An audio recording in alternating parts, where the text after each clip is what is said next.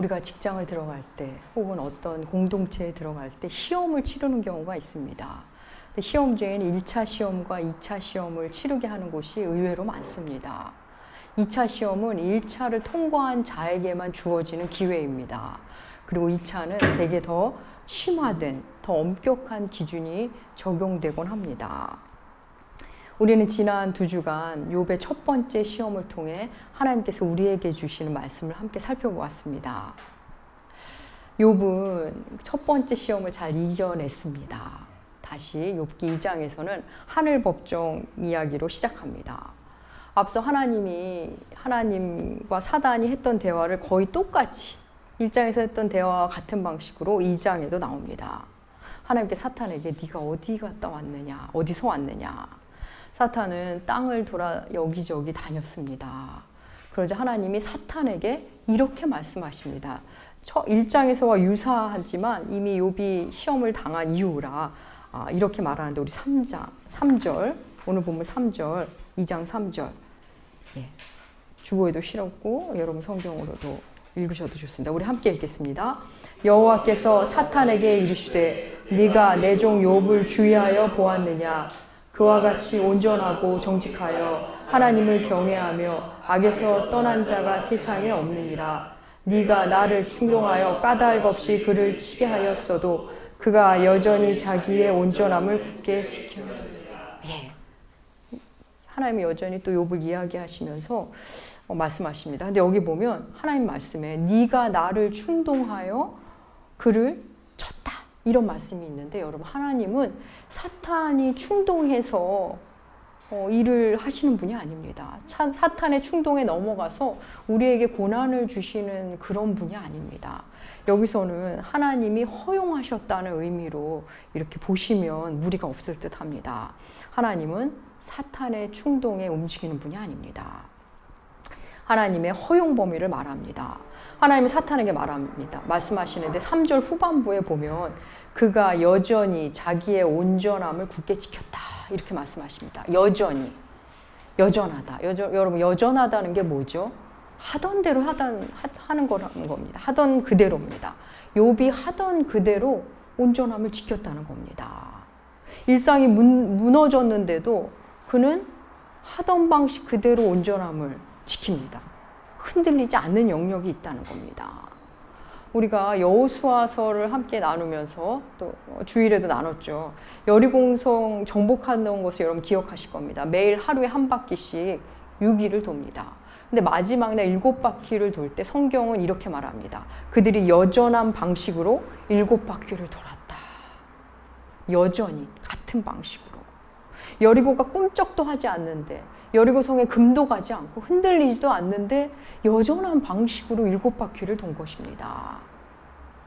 여전히 여전한 모습으로 여전한 방식으로. 우리에게는 빨리 없어져야 할 안 좋은 여전함이 있고 또 계속 유지했으면 좋은 여전함이 있습니다. 하나님 앞에서의 여전함. 여러분은 어떤 여전함을 갖고 계십니까?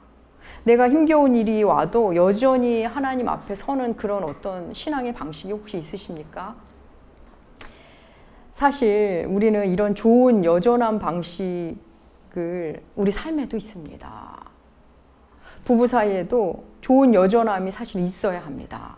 조금 다퉜어도 여전히 밥을 같이 먹고 여전히 한 방에서 잠을 자고 여전히 서로의 수고로움을 인정해주고 또 의논해야 할 건 또 여전히 의논하고 그리고 여전히 함께 예배드리고 그러면 좀 더 관계가 쉽게 안정이 되고 도리어 신뢰가 깊어지곤 합니다. 하나님 관계에서도 그렇습니다. 아침에 기도로 시작하던가 말씀을 읽는다든가 밤에 감사로 하루를 마감한다든가 여전한 방식이 있을 때 이러한 여전한 방식이 있을 때 우리는 하나님과의 관계에서 퇴보하지 않습니다. 그런데 문제는 이런저런 신앙의 행위들이 아예 있지 않은 경우입니다.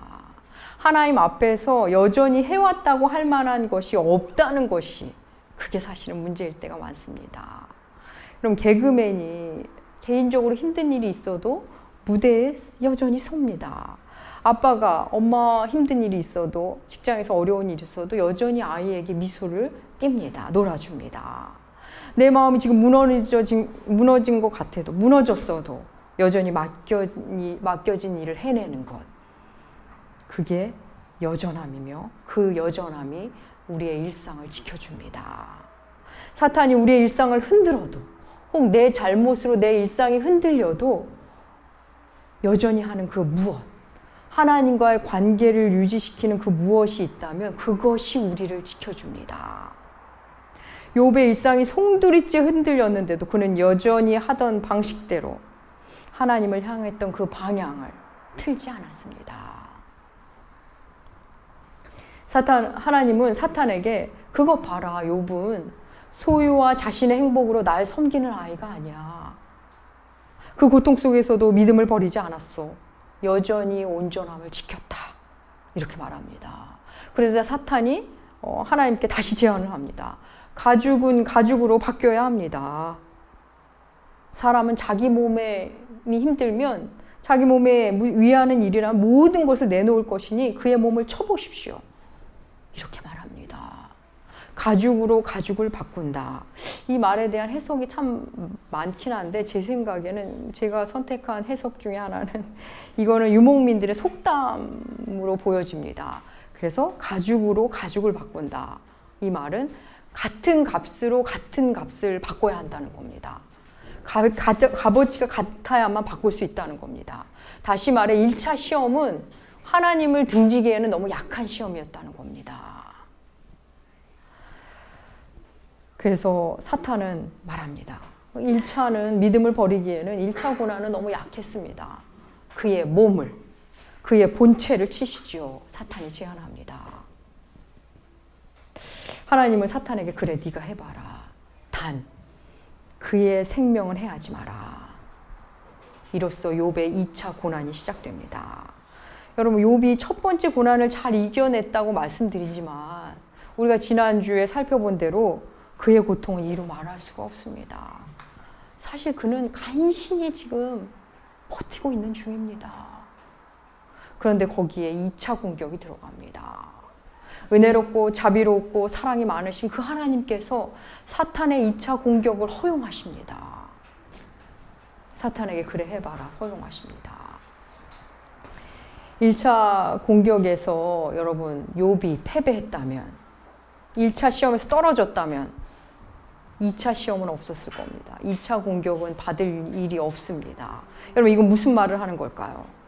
우리의 믿음이 오히려 고난을 부르기도 한다는 겁니다.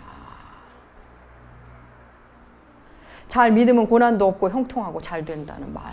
기독교를 너무 가볍게 알고 너무 작은 측면만 보고 하는 말입니다. 도리어 믿음 없는 사람들은 그 연약한 믿음의 사람들은 세상 안에서 다 피해 다닙니다. 당장 좋은 쪽을 택하며 갑니다. 어둠이 찾아오면 어둠과 타협하고 편리함을 찾아오면 편리함을 선택합니다. 좋은 게 좋은 거지 하면서 순간순간 때우듯 살아갑니다. 믿음이 없는 사람들은 안 되면 되게 해야지 불법과 불의를 너무 쉽게 불법과 불의로 해결합니다. 큰 목소리로 해결하고 고집으로 우겨가면서 버팁니다.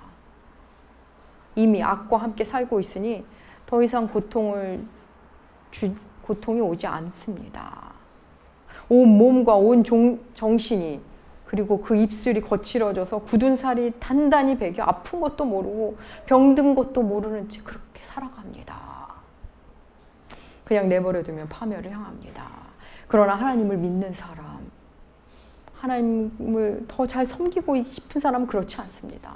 믿음을 지키려고 하니까 하나님의 사람으로서 하나님의 사람답게 살려고 하니까 자꾸 어려운 일이 생깁니다. 다른 사람들은 아무렇지도 않게 하는 일이 이 사람은 고통스럽습니다.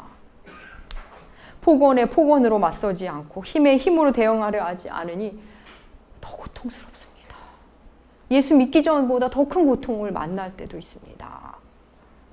내가 하나님을 찾고 엎드리면 당장 도와주시면 좋겠는데 어찌된 일인지 상황은 더 어려워집니다. 예전에는 내 마음만 편하면 그만이었는데 예수님을 더 사랑하니 이웃의 아픔을 보니 마음이 너무 상하고 힘듭니다.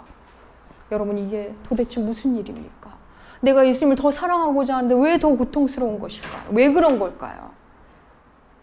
그리스도인으로서 1차 시험을 통과했기 때문에, 1차 훈련을 잘 마친 사람이기 때문에 이런 증상들이 일어나는 겁니다. 내가 받은 십자가 사랑이 너무 커서 그 힘겨운 상황 속에서도 순종하려고 애쓰니까 조금 괜찮았지만 하면 새로운 어려움들이 자꾸 나를 방문하는 겁니다. 오늘 욥기는 하나님의 허용, 신적 허용을 보여줍니다. 하나님의 뜻은 아니지만, 하나님의 마음도 아니고, 하나님의 계획이라고 할 수 없지만 하나님이 허용하시는 허용치가 있습니다. 여러분, 하나님이 우리에게 고난을 주시길 계획하시는 분으로 생각되십니까? 저는 그렇게, 하나님은 그런 계획을 하는 분이라고 생각하지 않습니다. 다만 허용하신다는 겁니다.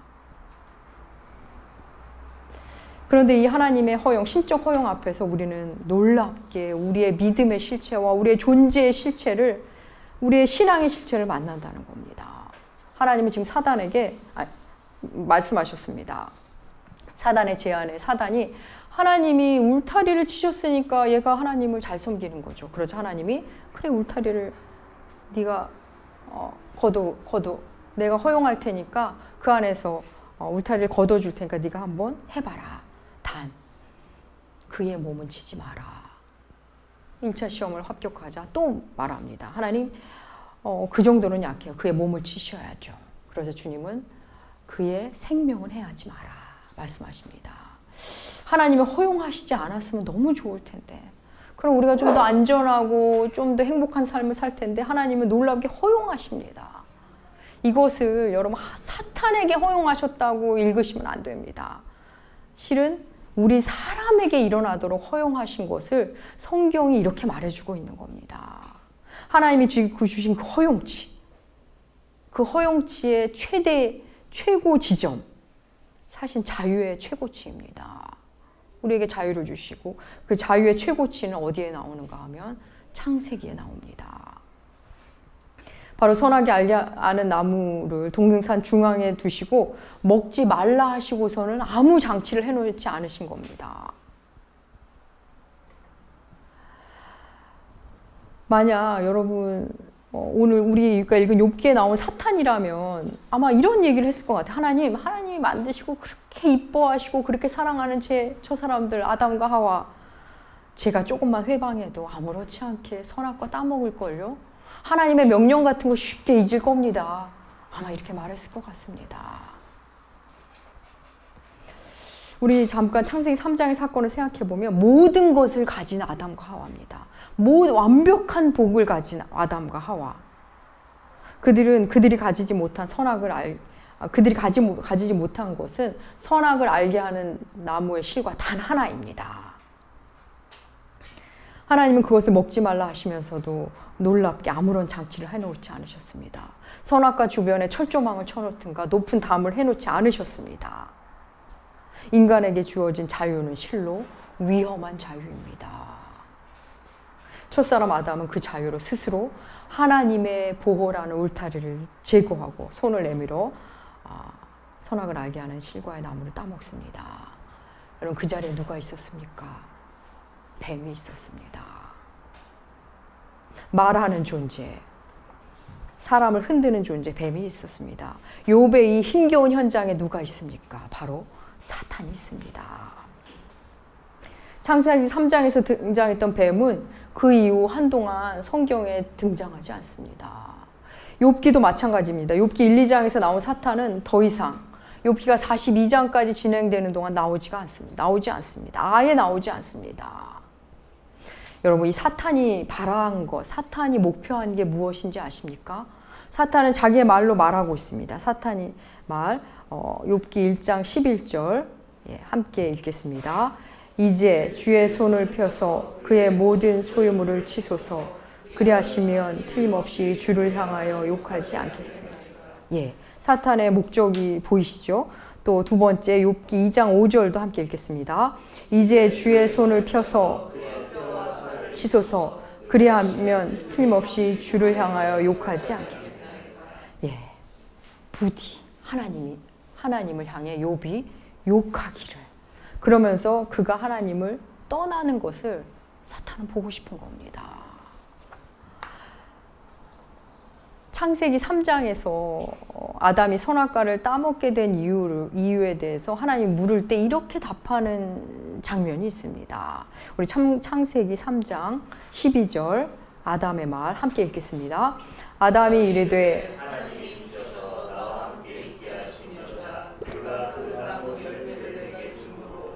먹었나이다. 예, 아담의 말입니다. 내가 하나님이 금하신 거 선악을 알게 하는 나무의 실과를 먹게 된 이유는 바로 하와, 저 여자 때문이에요. 근데 저 여자가 누구냐면 하나님이 주셔서 나와 함께 한 그 여자. 그럼 그 여자를 원망하는 동시에 또 누구를 원망하는 거죠? 하나님을 원망하는 겁니다. 하나님이 주셔서 여자에 대한 원망과 핑계, 그리고 하나님에 대한 원망과 탓을 함께 담은 아담의 말입니다.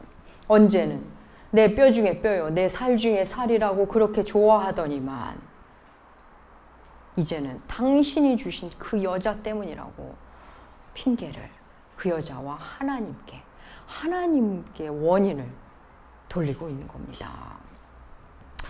사랑하는 여러분, 우리는 학교에 합격을 하고 직장을 얻고 결혼을 하고 집을 구하고 자녀를 낳고 그러면 너무 좋아합니다. 감사합니다.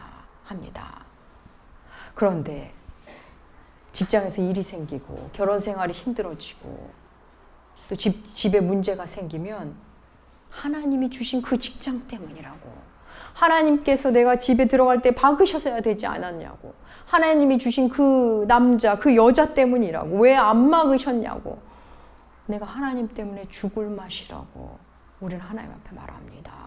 하나님을 탓합니다. 안에 하나님을 욕합니다. 여러분 다 아실 겁니다. 영어에서는 하나님을 욕으로 씁니다. 예수, 지저스가 욕이 되었습니다. 또 하나님, God을 욕으로 씁니다. 일이 안 풀릴 때, 내 마음에 되지 않을 때 하나님을 탓하는 것이 일상이 되어 아마 욕이 되지 않았을까라는 생각을 저는 해봤습니다. 사실 여러분 생각해보면 저는 우리가 살다가 하나님을 원망하고 하나님을 탓할 수 있다고 생각합니다. 그럴 수 있다고 생각합니다. 그런데 사탄이 그것을 목표로 한다는 게 이게 문제라는 겁니다. 탓하고 원망하는 것, 그것의 대척점에는 무엇이 있습니까? 감사가 있습니다.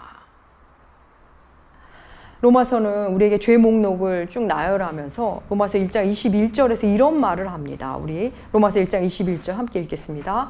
하나님을 알되 하나님을 영화롭게 아니하며 감사하지도 아니하고 오히려 그 생각이 허망하여지며 미련한 마음이 어두워졌나니. 예, 공동번역은 이 부분을 감사하기는커녕 오히려 생각이 허황되고 미련한 마음이 어둠으로 가득 차게 되었습니다. 이렇게 번역합니다. 감사하기는커녕 생각이 허황되고 어리석은 마음이 그 마음이 어둠으로 가득 채웠습니다. 하나님을 안다고 말하는데 감사가 없는 겁니다. 하나님을 사랑한다고 찬양한다고 하는데 감사가 없는 겁니다. 감사는커녕 생각은 늘 허황됩니다. 그리고 마음은 더욱 어리석어지고 어둠으로 가득 차입니다. 여러분 우리 교회는 요즘 감사 훈련을 합니다. 교회 카페에 감사 글을 올리도록 제가 권면합니다. 물론 감사도 여러분의 선택이다 보니 안 하기로 선택한 분들이 많긴 한데 여러분 감사는 하나님을 알면 감사하기 마련입니다. 저는 제 사랑하는 저의 딸이 하나님을 사랑하는 아이가 되기를 기도합니다.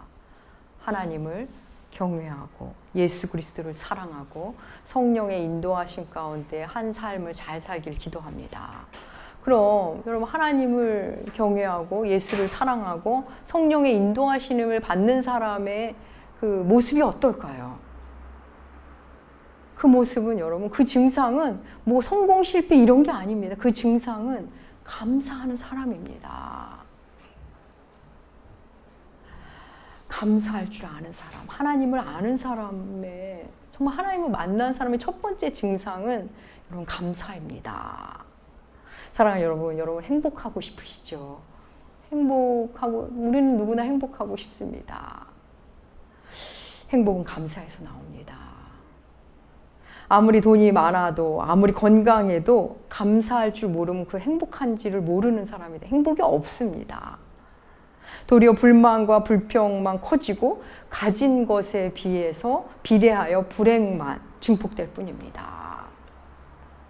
사탄이 욥을 향해 궁극적으로 원한 것은 그가 하나님을 욕하고 하나님로부터 돌아서는 겁니다. 하나님을 떠나는 것입니다. 사탄의 전략은 언제나 그것입니다. 그 출발이 감사할 줄 모르는 인간으로 만드는 것부터 시작합니다. 여전히 고통 중에 있는 욥에게 사단이 두 번째 공격을 합니다. 엎친 데 덮쳤다. 설상가상. 사실 이런 표현으로는 너무 약합니다. 너무나 고통스럽습니다. 여러분, 이런 말이 있습니다. 사탄은 연타 공격을 좋아한다. 또 얘도 어른들 그런 말 했던 것 같아요. 어려움은 함께 오더라. 이런 말씀. 오늘 본문에 보면 정말 그러합니다.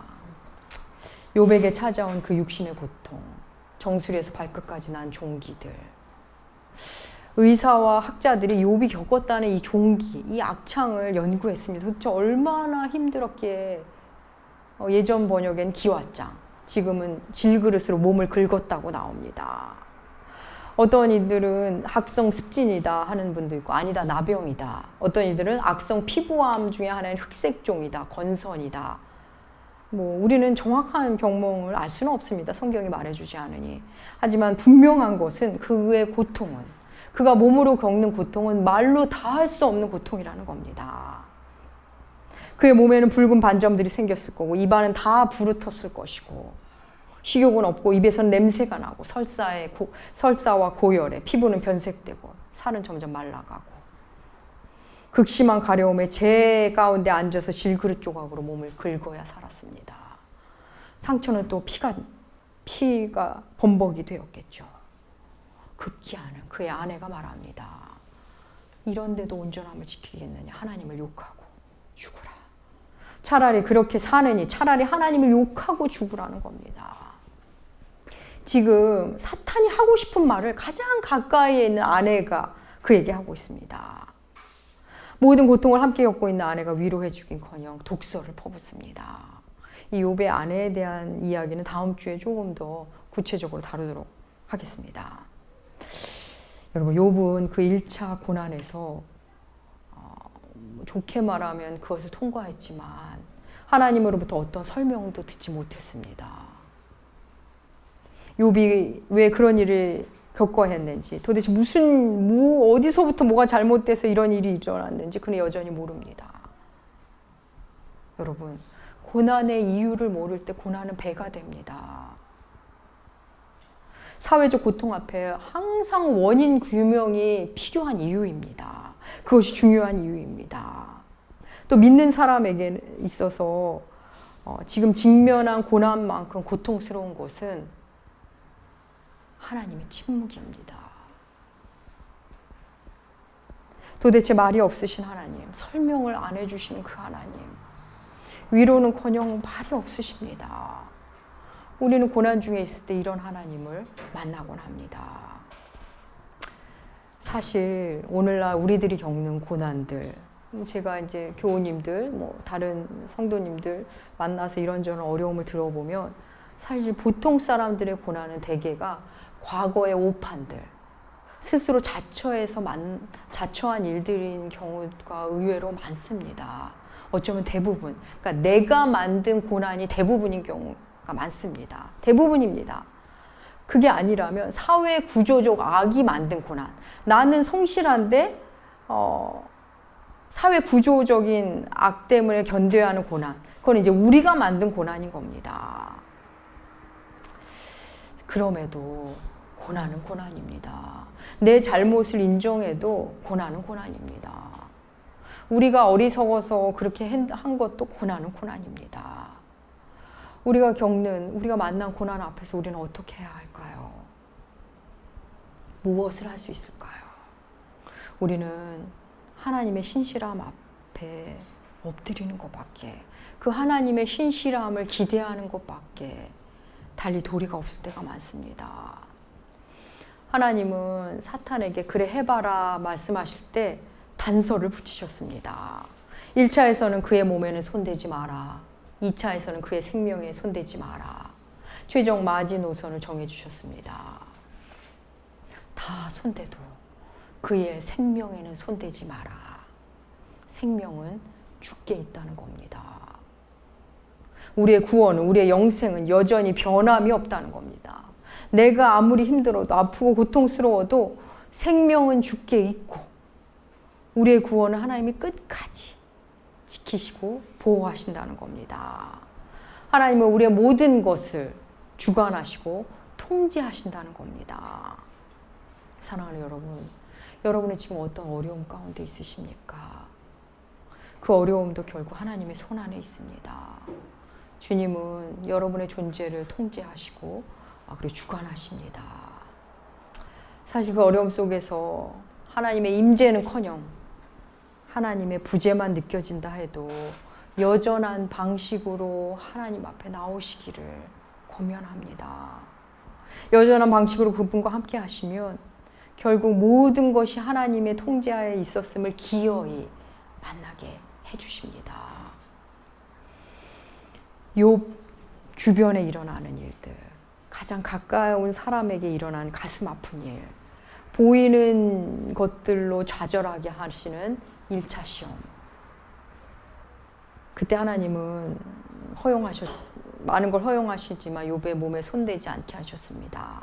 이어지는 2차 시험에는 바로 내 자신, 바로 나 자신이 고난이 되는 그 2차 시험에서는 생명에 손대지 마라 하셨습니다. 하나님, 우리의 생명을 결코 놓지 않으십니다. 우리의 구원이 사라지지 않습니다. 우리의 구원과 영생은 주께 있습니다. 사랑하는 여러분 어떤 고난을 지나오셨습니까? 그리고 또 지금 어떤 고난 앞에 서 계십니까? 때로는 그 고난의 시작이, 그 출처가 나와 상관없는 것 같아도, 또 하나님이 설명도 안 해주시는 것 같아도 하나님은 여전히 여러분을 붙잡고 계십니다. 여러분의 모습 그대로, 때로는 낙심했어도 낙심한 모습 그대로, 때로는 감사하면 감사하는 모습 그대로, 힘들어하면 힘들어하는 모습 그대로, 그 모습 그대로를 붙잡아 주시고 사랑하십니다. 그 주님의 사랑 안에서 여러분에게 오는 그 힘겨움을, 고난을 잘 이겨내시는 여러분들 되시기 바랍니다. 기도하겠습니다. 하나님 아버지, 우리에게도 주를 섬기는 그 여전함이 있기를 소망합니다. 주님을 섬기는 일에 물질이, 소유가 매개가 되지 않고 주의 주되심으로 주님을 섬기는 우리가 되게 하여 주시옵소서. 때때로 알 수 없는 상황 앞에, 하나님의 침묵 앞에, 그때에도 말씀과 기도로 씨름하며 주님 곁을 떠나지 않게 하여 주시옵소서. 주의 사랑을 의심치 않게 하여 주시옵소서. 감사드리며 존귀하신 예수님의 이름으로 기도합니다. 아멘.